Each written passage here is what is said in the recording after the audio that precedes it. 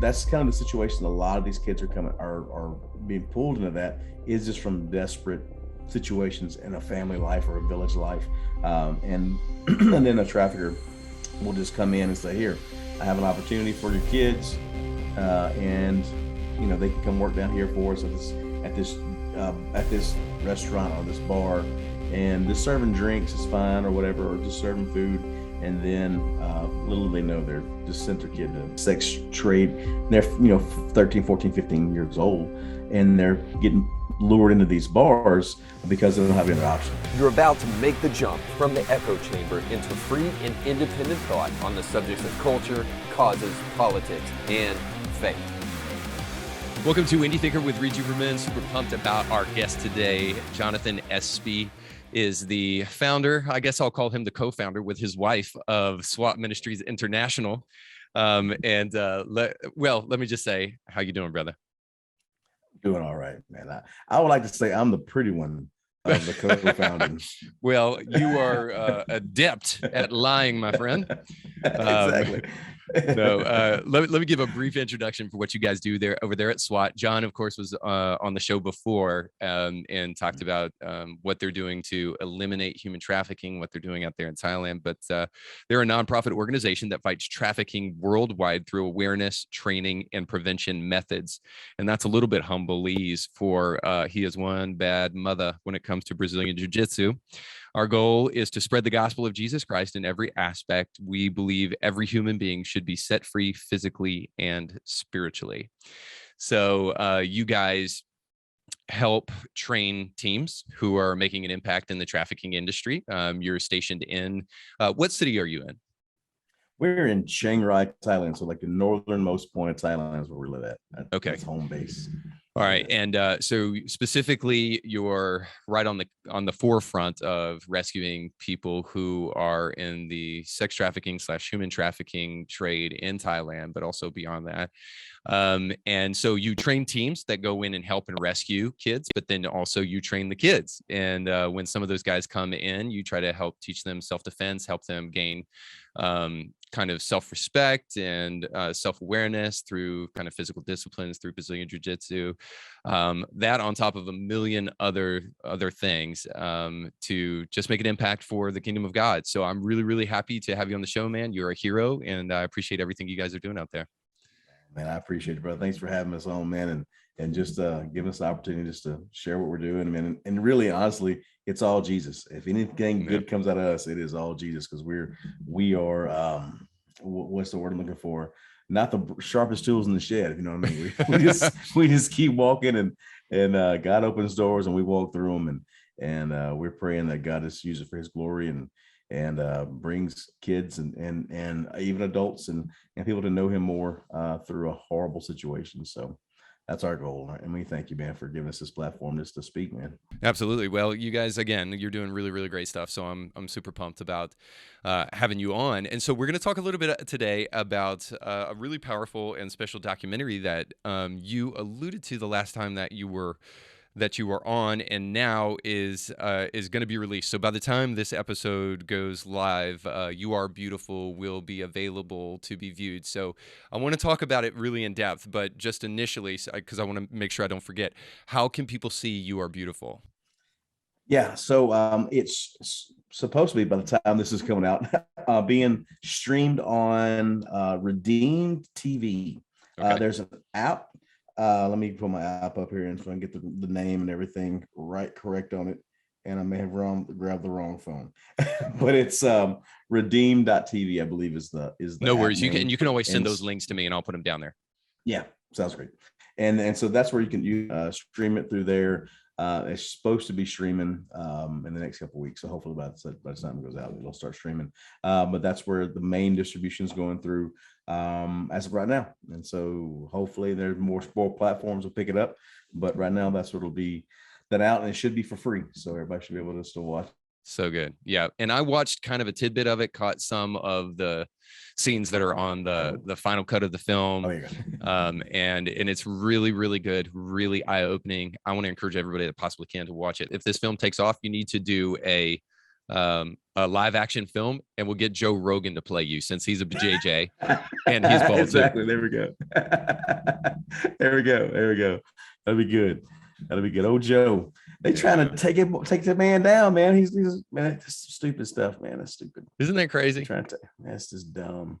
Like this context just goes out the window now. There's no more context for anything now. It's just. Do you over there? I know you're American, and obviously at the end of the day, but over there in Thailand, kind of experiencing the culture there and being there for as long as you have, do you listen to what's going on in America and think to yourself, do you self-indulgent, decadent losers? Like, what are y'all talking about? It's just freaking crazy. It's weird because. Like you see, like with the news and stuff, you're always seeing the craziness going on. You see the crazy. And I went back to the States in Mississippi and it was like, it's fairly normal. Yeah. You know, like it's not, I guess it's pockets of it everywhere, you know, and it's just, it's the crazy libtards, whatever going on that's just doing stuff that just makes no sense. You go, what, man, you're trying to tear people down who are doing nothing but just literally as a freaking comedian sharing information, you know, and you're trying to tear him down for something that's stupid anyway. So it's just all that crap. I mean, the whole political side is it's gotten to be like a circus, man. It's just, and I think it's, and this is my kooky conspiracy theory freaking thing. Tinfoil hat, pull it out. Yeah, exactly. My tinfoil hat. I really think it's China through Biden and through all those freaking things is trying to destabilize the government, the American government. And I don't know how much in this great reset thing I really have faith into, but it seems something that's trying to kind of push in there. Like it's a like deal. It's like, because you see how much even here, how much China controls in Southeast Asia, and like China controls everything now over here. So, man. so I think there could be that, but here's the common denominator in my mind is that both China and the left in America have something in common. Here's what they have in common. They have in common Marxism. And so how much of a student China actually is of like Marxist communism proper, they're a kind of quasi-communist government. And so they have similar tendencies, whether they're in bed together or not. I don't know, but they do have similar ideology. And so again, whether the Great Reset or not is legit, like powerful, hungry people behind the scenes, like manipulating things like a chess piece. The one thing is true is that the left has an explicit desire to use crisis to change things. I mean, this is from Rahm Emanuel to Hillary Clinton have come out and said, crisis is an opportunity, right? This is an opportunity to do things that otherwise we wouldn't have the opportunity to get away with. So what we're seeing is that we're just seeing Marxism, whether it be kind of a soft totalitarianism or overt Marxism, just kind of in America playing out. And I think that that's where that weirdness comes from. You look at it and you're just like, man, that doesn't make any sense. Why are you in China at the Olympics right now? And Pelosi says, don't say anything about China. And then then Joe Rogan jokes around and says the N word because he's repeating rap lyrics, and everybody wants to jump on him. But yet we're supposed to remain silent about 1 million Muslims being imprisoned in China. Exactly. Like, oh my gosh, it's craziness, man. It really is crazy. And the one thing that this one thing goes back into, like, tie back in the Christian worldview. Like I said, the one thing they have in common, all of them, is they all hate Jesus. They all hate the name of Christ, whether they admit it or not. There's another thing they have in common with Marx. Exactly. Is that, you know, they hate it, and so they hate him. And so, because I mean, a lot of times you start looking at, like, with the LGBTQRPSV community, and they're really like unicorn parentheses. Exactly. Exactly. But they're like, oh, you know, let's support Muslims, or Muslim this and that. And you're going, you realize they would throw you off a building, right? I mean, that's not like you go to Saudi Arabia, like, oh, let's have a pride flag. They're going to blow you up. They're going to throw, and you're not going to have, they're going to stone you to death. But the problem is they go, so what's the common denominator is they both hate Jesus. They both are enemies of God. That go, that's the only thing that can join them. Like, how are these things fitting together? And it's like, it's that spirit of just rebellion, I guess. I don't know, man. It's so odd to see, man. And it can get kooky real quick. And, you're like, where's the line at? You go, where's I have this theory that power is ultimately what the left is really them explicitly. They come out and say this, that they're interested in power structures, right? So America is built upon a white supremacist power structure that was instituted by bloodthirsty neo-colonial Christians, that kind of stuff, right? So these are things that they explicitly say. Even if you get more mainstream, they say things like systems of oppression and how there is systemic racism in policing in America and other institutions in America. And so they are explicitly interested in systems of power, and the postmodernists like Foucault and other people like that say this, that all hierarchy are about power, which is a ridiculous thing we don't have to get into. But the point is they're obsessed with power, and they're obsessed with people who have power that they don't have, which is why I think they're after Joe Rogan. Is really just about jealousy. And then I think to myself, as a Christian, well, boy, that sounds awfully familiar. There is somebody who is absolutely interested in usurping and overthrowing the power of God, according to Isaiah, and obviously as Satan. So Satan was interested in the throne and felt like he needed a more prominent position and needed more power. And so ultimately, yes. And again, Marx was an out and out Satanist. And so, these guys are interested in power in the same way that Satan was interested in power, whether they know it or not. So am I calling people who disagree with me Satanists? Yes. I'm just kidding. I'm just saying is like we can play into that hand, right? Yeah.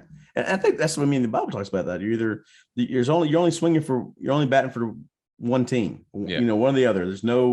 Can't ride the fence. You love the one, hate the other one, or you hate the one, love the other one.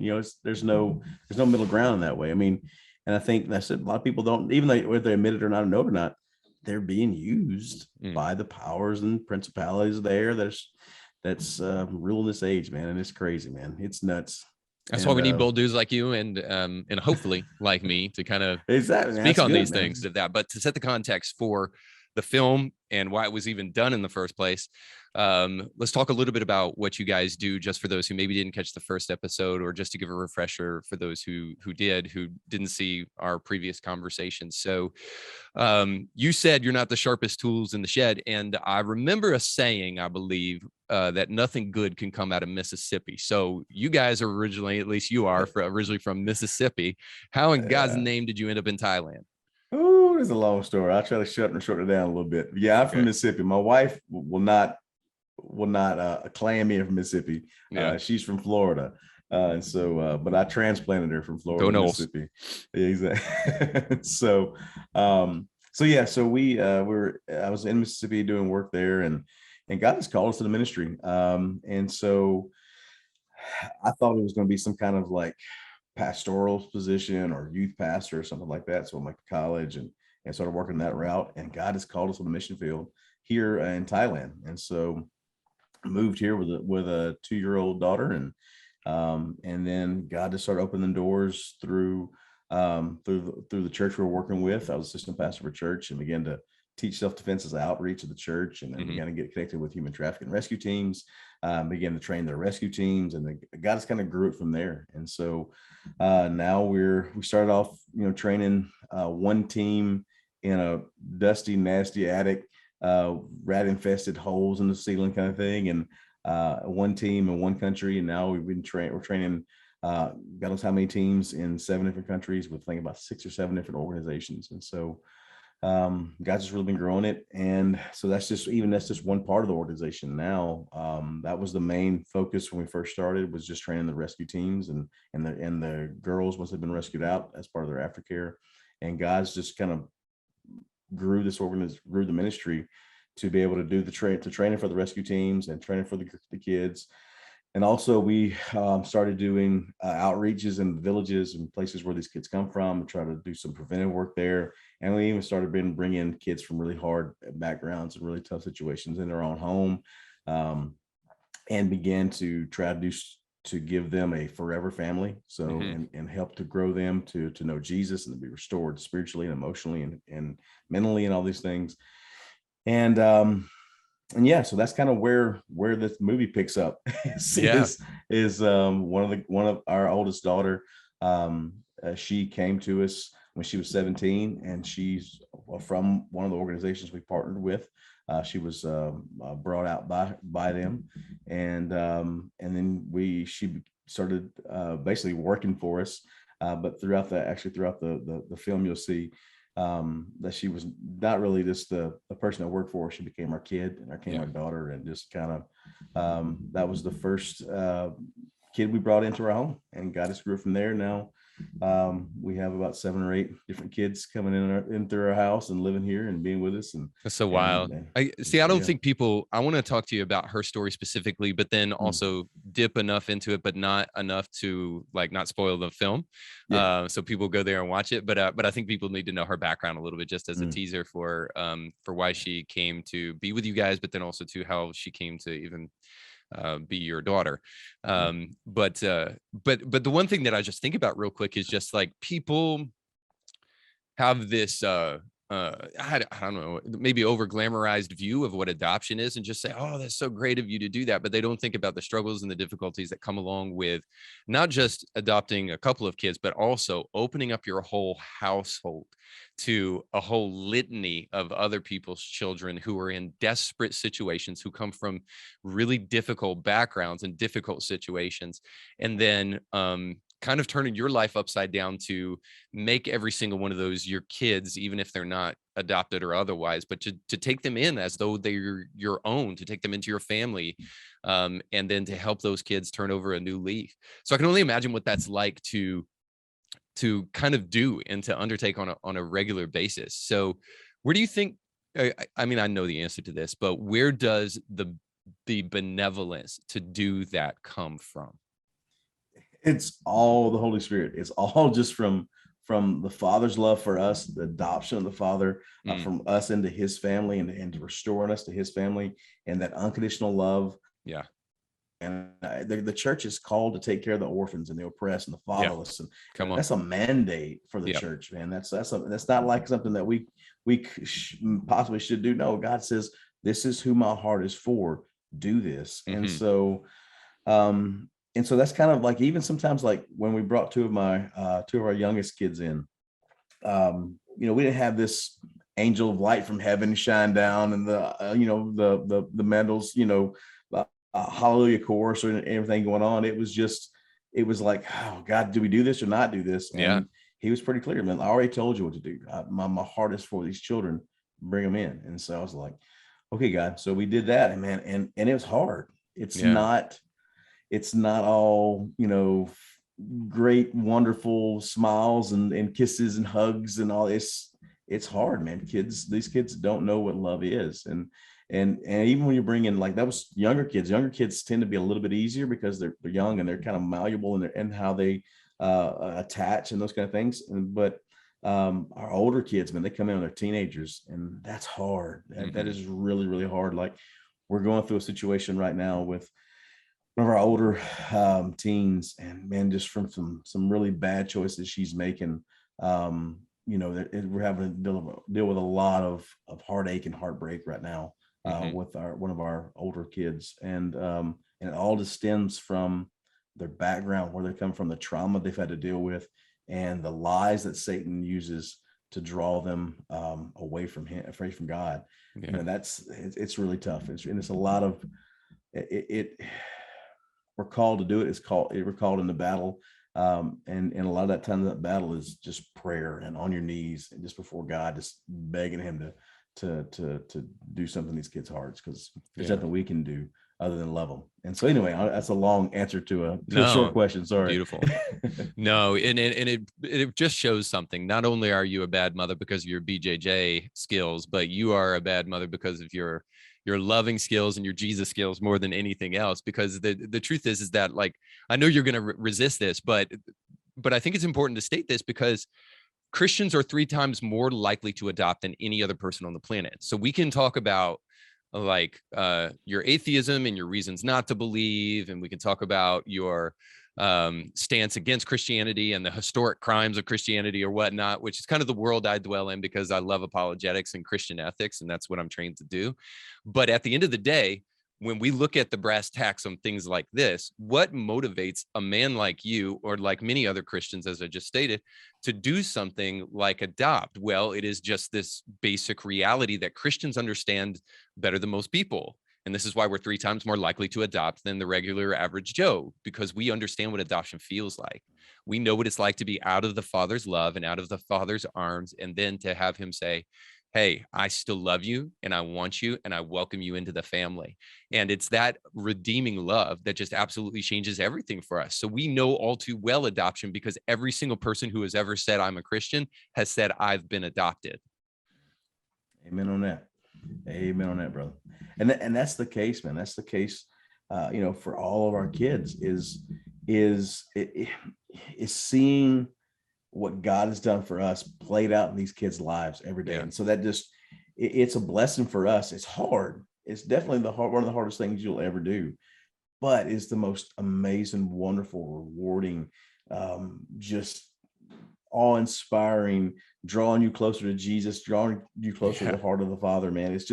It's amazing. So if anybody's like, oh, should I foster? Should I adopt? Yeah. The answer is already, if you're even thinking it, do it. Because, there needs to be, the church needs to be the main place that these kids end up. Because totally agree. Because a lot of, here in Thailand, there's not a foster system. It's really, most of the time it's the churches and ministry organizations that are bringing kids in. Can people adopt from America in Thailand? It's really, really hard. Yeah. And so we have 7 or 8 kids here, and there's probably no chance of us adopting. There's our younger ones we would like to, but reality is probably not going to happen to be fully adopted, to be legally my kid. So it's just a forever foster care situation kind of thing. So gotcha. So yeah. Okay, so let's paint the picture too, and then we'll jump back into kind of the M story of what these kids who are coming into SWAT ministries and even Destiny, which people will see in the film. Let's paint the picture for what the background is that these kids are dealing with. So let's talk about M's story specifically. And again, you share as much as you feel comfortable sharing, but then you can also share any of the other things. But am I right in assuming that some of these kids are being human trafficked, so they're slave labor, child labor, that kind of thing, and maybe even taken away from their parents and then forced to work? And then there are also kids who are being taken away from their parents and are minors largely, and being forced into sex trafficking. So they're taken away from their parents and they're placed on the street, and then you'll see them on the street corner soliciting sex from patrons who are walking by on the street. So what's kind of the gamut of the situations that you see with the kids who are coming into your ministry?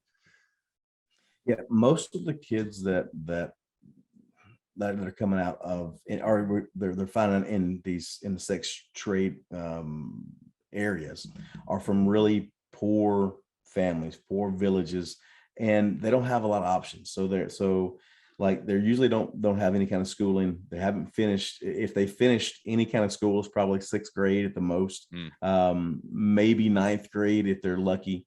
And so there's not and not having a high school diploma, there's nobody going to hire you. And a lot of these kids don't have ID cards. And so in Thailand, if you don't have a ID card, if you're not a Thai citizen, you're not really a part of anywhere. You're kind of stateless. So Thailand doesn't want you, Burma doesn't want you, Laos doesn't want you. So you're kind of in this limbo middle ground area.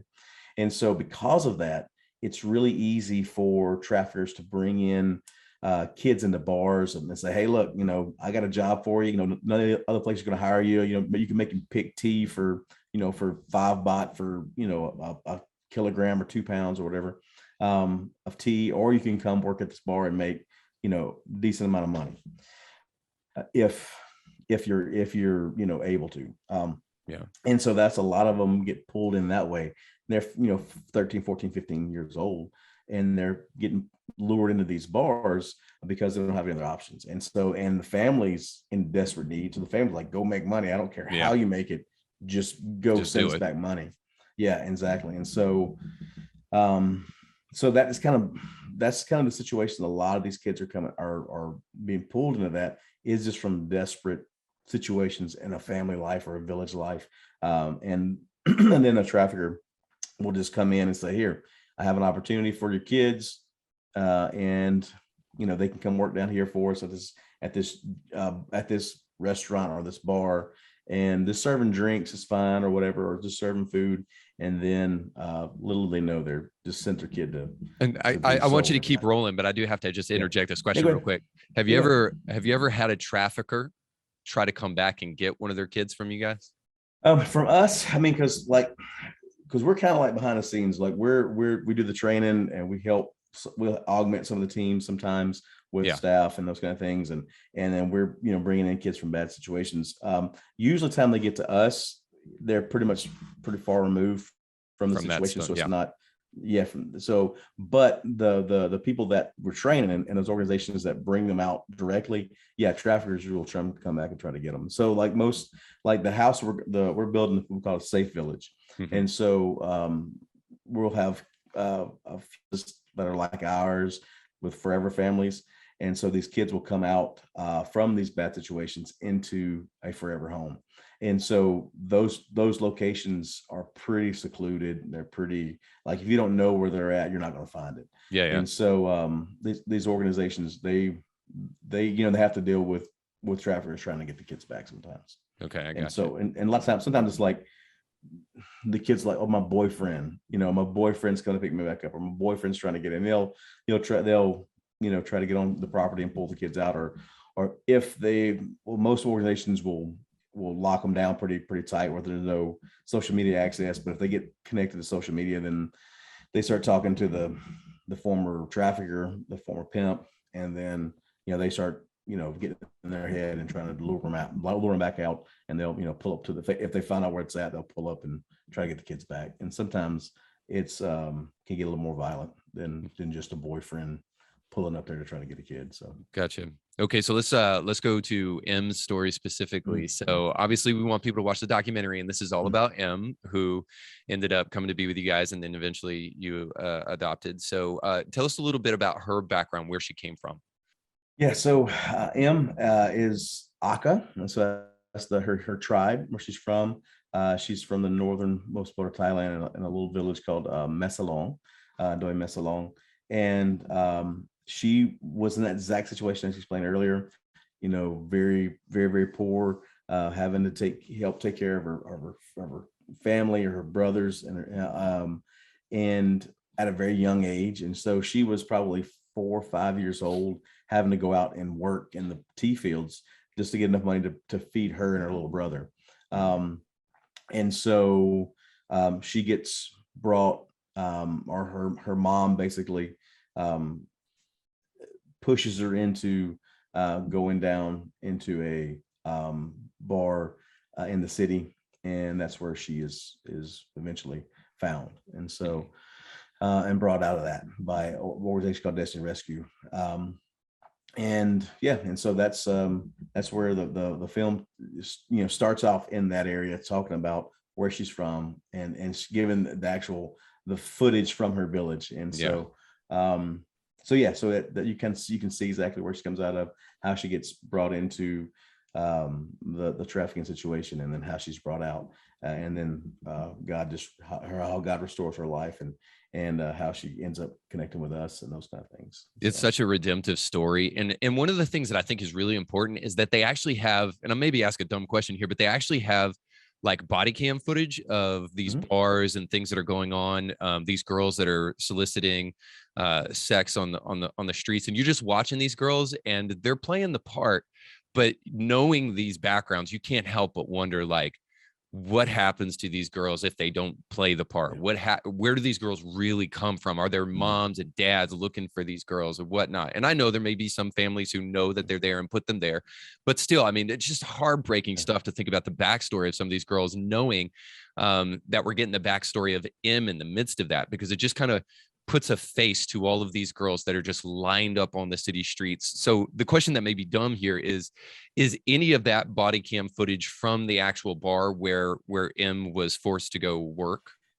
No, that one, I think most of that footage is from like Pattaya, Bangkok area. Uh-huh. So I don't think that's directly from where M was rescued from, but those rescuers are the rescuers that went in and got Right. M. And so it's the same situation, just in a different city. Yeah, yeah, And yeah. so they To need to mention this too, it's kind of a documentary style film of M's life and what goes on in Thailand. And for that very reason, one, I think it's a great expose for you guys because it shines a light on the great work that you're doing there. It's an expose on sex trafficking in Thailand. And maybe we can talk about that a little bit too. But then it's also an expose in M and her courageous battle to overcome her past. So let's talk a little bit about sex trafficking in Thailand. So what's the atmosphere like in Thailand with that stuff? Because I think the last time we talked, correct me if I'm wrong, but you said that it's actually not that that you can't legally sex traffic in Thailand, but prostitution is legal. Is that right? No, like, so both legal prostitution and of course sex trafficking is illegal. And Uh-huh. so even though prostitution is illegal, the sex industry is, is huge here in Thailand. It's one of the biggest tourist draws to come to Thailand.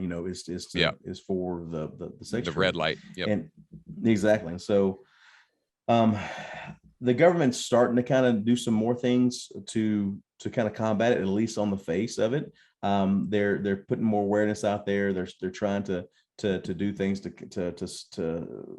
help in that area.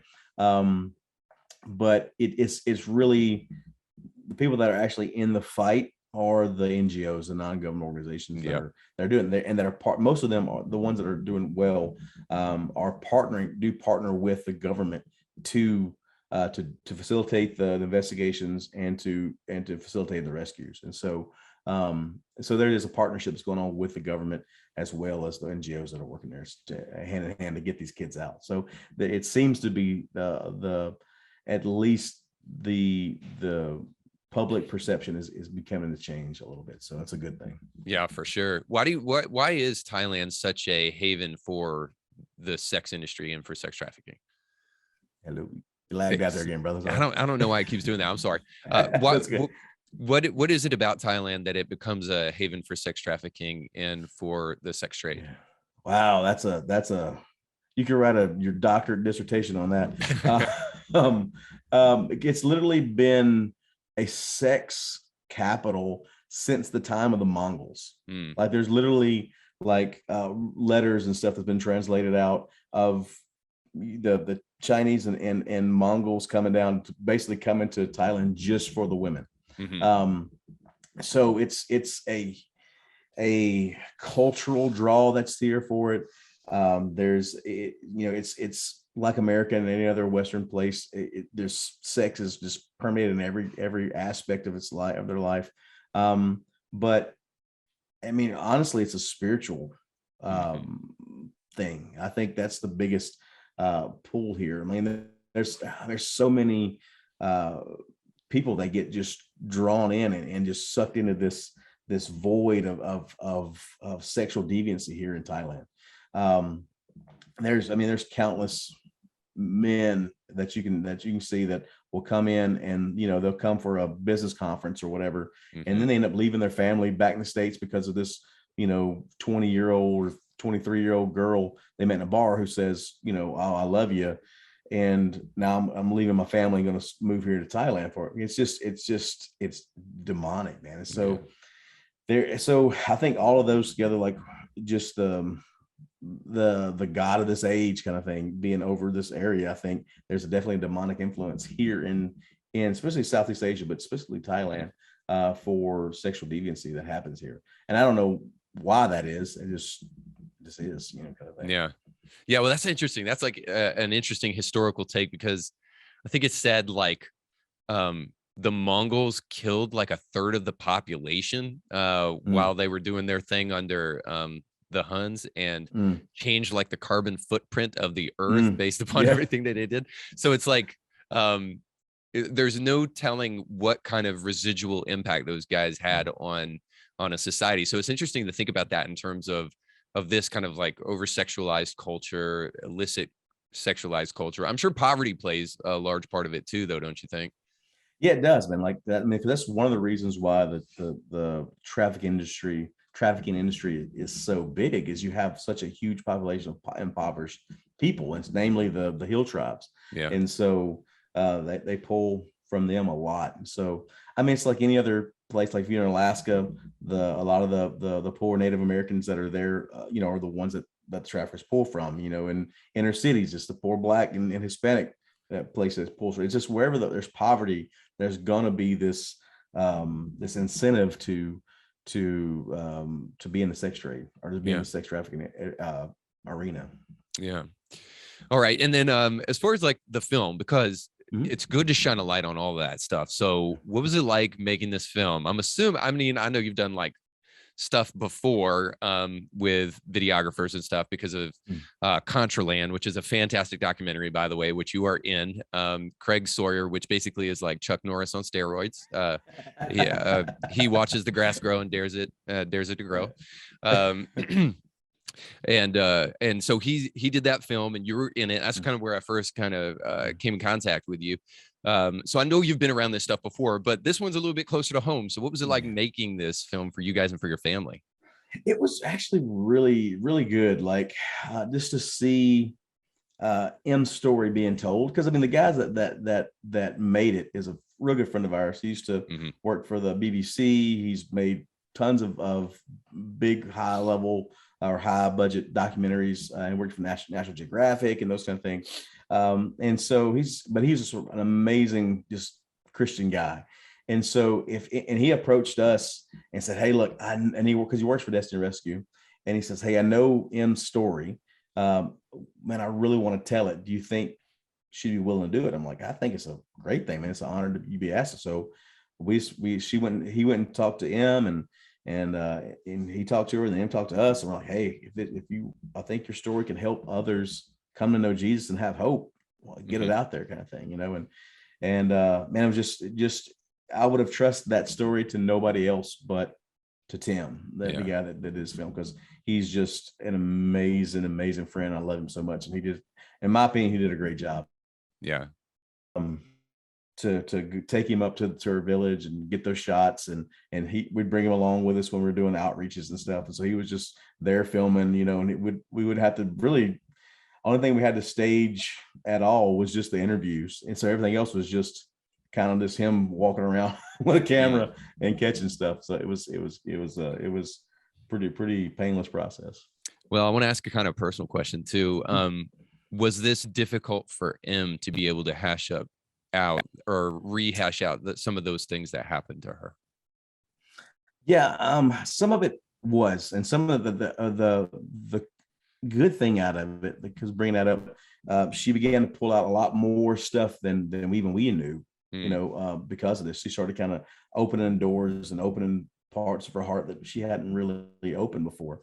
And so that was an amazing part of it. So yeah, it was difficult. It was tough but just the healing that come out of it, and the healing that, man, people want to hear this story. I mean, people are very much interested in your life, and man, and also the confidence that she gained from it. They go, man, people actually, I've come through a whole lot, and I'm able to hopefully help others, to do the same thing.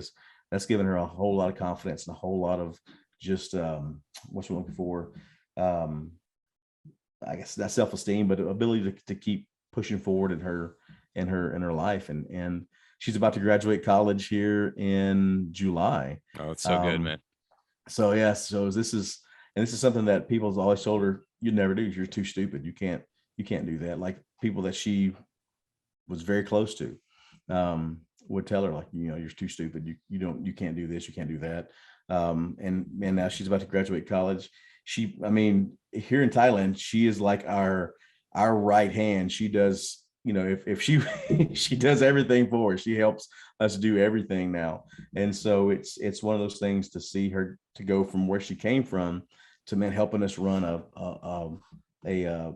multi-country or international ministry is just amazing to see God do Yeah. that, so in her life. So.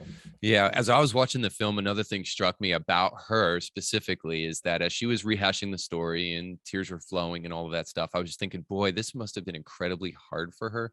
But then the other thing that I thought to myself is that it's also forcing her to confront some of those things that she's had to kind of push away and forget about, which perhaps is maybe a very therapeutic thing. So I was thinking, man, I hope for sure that this was that for her as well, because I could see how it would be this thing that really helps her deal with her past. Yeah, it did. And that's one of the things that you can hopefully it comes through in the film, is that change. That there's when she came to us, she was hard. She was a hard hearted person. Yeah, how could she not be, right? Yeah, she had dealt with a whole lot in her life, and to watch God melt her heart, to take that heart of stone out and put a heart of flesh in, and see that physically, and literally happening, in front of your eyes, to see her to soften and see her become gentle, and even start forgiving those that had really hurt her, and so it was just an amazing thing to watch and see, hopefully that comes through on the film, how much God changed her throughout that time, and so, because it's amazing work of God, what had happened in her. Mm-hmm. Yeah, it's one of those things that I think we also take for granted, is that we know this exists, but we don't really get it.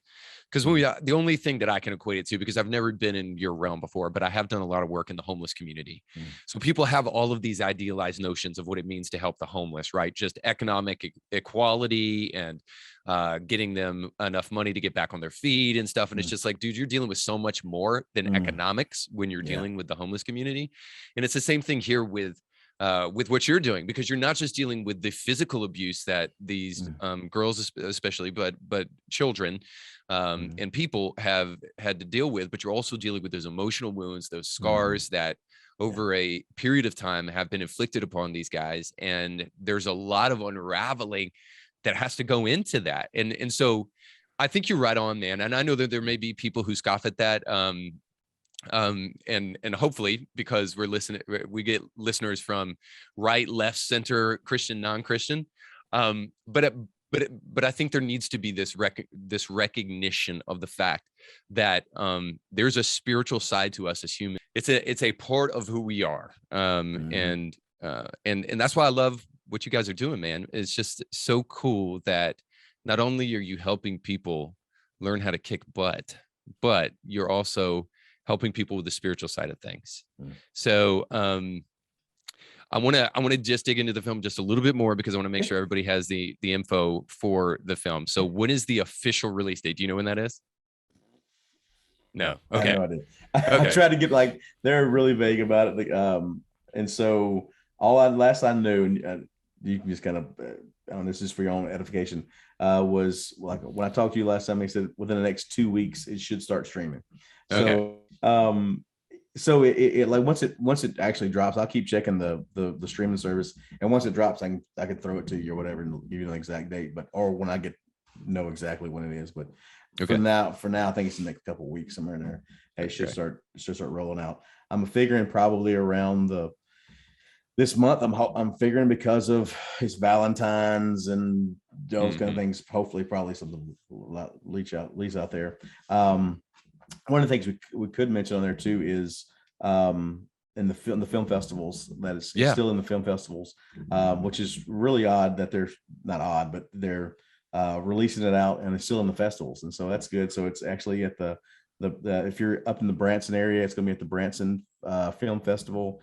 It'll be there. Now, are these just general film festivals, or are these like specifically Christian film festivals, or? The Branson one, I think it's just general. I think it's just an open thing, and I think the Winnipeg one is as well. But the other ones has been primarily faith and family based. So the Canadian, I think the two biggest one was the International Christian Film Festival. It did really well there, and then the Canadian Faith and Family Film. That was the big Canadian one. I think the government shut that one down. I'm just kidding. Yeah, probably did. Probably did. The truckers come in like honking and got it going. It's great. Demanding to watch the movie.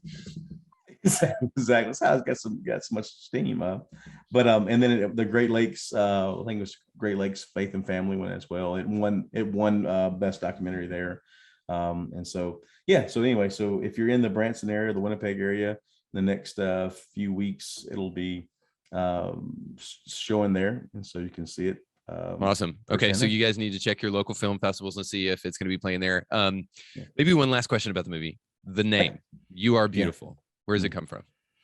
So one of the things that you see, especially in M's mind and heart, and a lot of these girls, because of the background they come out, because of the bad situations they're in, because of the work they find themselves doing or are forced into, they have a lot of shame and a lot of dirtiness and a lot of guilt and all these things that are thrust upon them.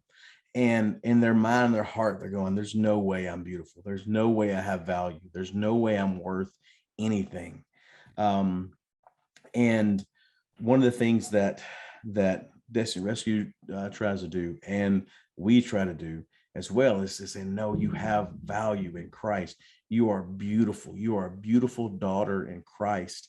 And one of the things that was constantly being told to him is, you are beautiful. You are beautiful. You are beautiful. You're not your past. You are a new creation in Christ. And so that's where that name come from, because of her talking about that feeling of not being worthy and not being beautiful, and the counter truth is she is, because she's a daughter of Christ, and she is beautiful, not just on the outside but the inside, because he's completely made her clean. And so that's where the name comes from. That's good, man. A lot of people need to hear that message, especially around Valentine's Day. That being said, how many kids do you think, how many people have come through SWAT ministry? So how many people have gotten that revelation, whether it be boy or girl, that God loves them and that they actually matter no matter what their past is, which is so beautiful, man. And which is why I encourage people to go check this thing out whenever it comes out. But how many kids do you think you guys have dealt with? Just in our own home, we've had 9 total come through. So that's just in our home. Yeah. Now, training kids and working with kids and doing trainings for other organizations with their kids, those kind of things, hundreds. I can't even count them. Amount of kids that we go through, because one of the things we do while we're speaking and training and doing this training with the girls and the boys is going, if you're a girl, you have value because of Christ. What we just said a second ago, you have value, you have worth, you are worth fighting for, you are worth standing up for. And one of the things that we teach the boys and that come through as well is that, yes, you have value. Yes, you are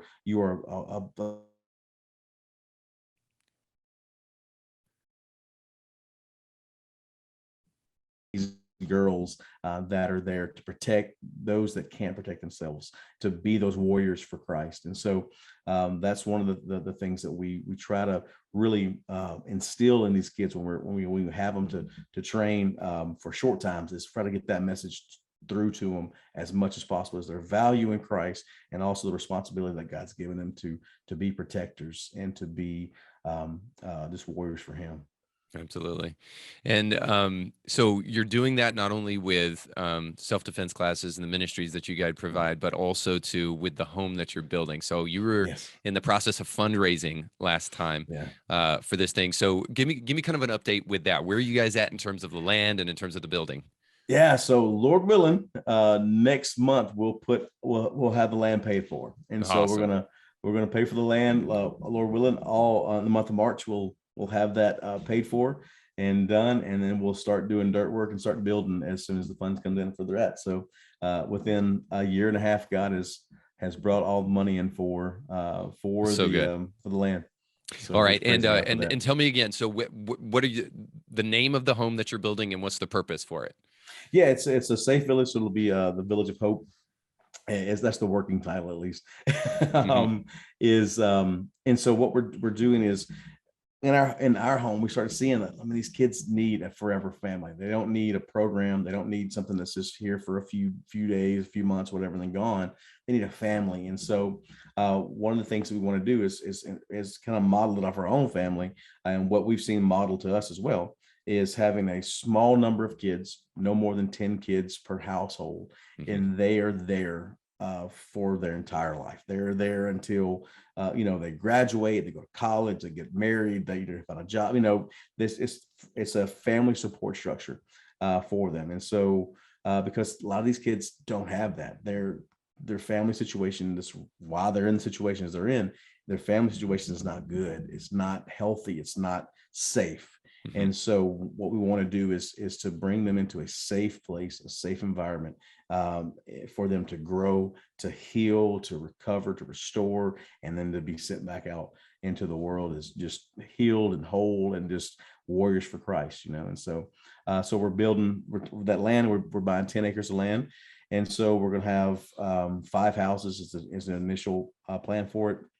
That'll be 5 forever family homes. Then we'll have transitional housing on the property. So when the kid gets 18, 19 years old or 20, and they start wanting to get out and go to college and those kind of things, are going to get a job.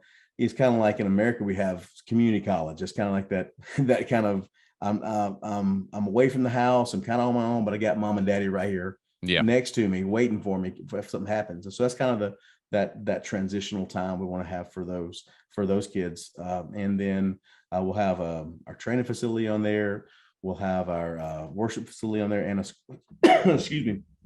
a school on property as well. So the kids, they'll be able to go through a good accredited school there as well. So that's our goal and our plan. That's great, man. And I'll put, again, a link down below so that people can access that and see what you guys are up to. But I'll just say this in closing. Not only is M beautiful and all those kids that you've been working with, but so are you, even your beautiful balls self, because the best people on the planet, dude. Because we get some bad press, and I want to try to undo that with this podcast. The best people on the planet are Bible-believing evangelical Christians, because they have the correct motivation to absolutely change the world.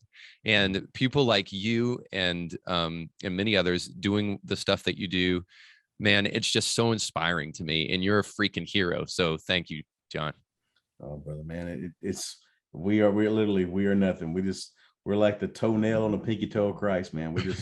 We fall off and it keeps going. So we just thank you guys for supporting, and we can't do it without support and help in the body of Christ, pushing us along. So we're just humbled to be part of it, brother. I'll throw this down below too, but go ahead and tell me real quick how people can go online to support you. Yeah, you can go to our website, www.swatministriesintl.org. There's a donate button there. There's our Facebook. You can find us on Facebook. Same thing, SWAT Ministries INTL. You can connect with us there. We got Instagram, those kind of things. So most social media platforms we're on, and then our website is the main way of connecting with us. Okay, cool. Well, I can't wait to watch the film in its entirety. And again, I'll put that link down below so that people can access that when it does finally come out. Give me the network name one more time. Lag that for a second, brother. Give me the network name that it's going to stream on one more time. Yeah, let me double check that before I start. It's Redeemed or Redeem TV. Let me make sure. Okay, it's an app. Yeah, so it's so you can find it. It'll be streaming on redeemtv.com is the website, and there's a Redeem TV app you can download on your phone or your smart TV, and it streams good Christian, faith-based and family-based films there as well. So okay, it'll be on there. All right, perfect, man. Well, thanks so much, dude. Thank you for everything you're doing. Thanks for being on today, and can't wait to see what you jump into next. Thanks again. All right, brother. Thanks so much for having me, Rad. All right, God bless you. Thank you guys so much for watching. Don't forget to like, share, and subscribe. We'll catch you next time. Our thanks again to our guests for being on the show today. Indie Thinker with Reed Huberman was brought to you by our sponsors. If you like what you heard today, please do us a big favor and give it a 5-star review and like it and share it with friends. And if you want to hear more awesome guests, make sure to check out past episodes. Indie Thinker is a nonprofit paid for by our sponsors and the generous gifts of people like you. In order to hear more great guests like you did today, please consider giving a tax-deductible gift by going to indiethinker.org. And just remember, your voice matters, but infinitely more when you think for yourself.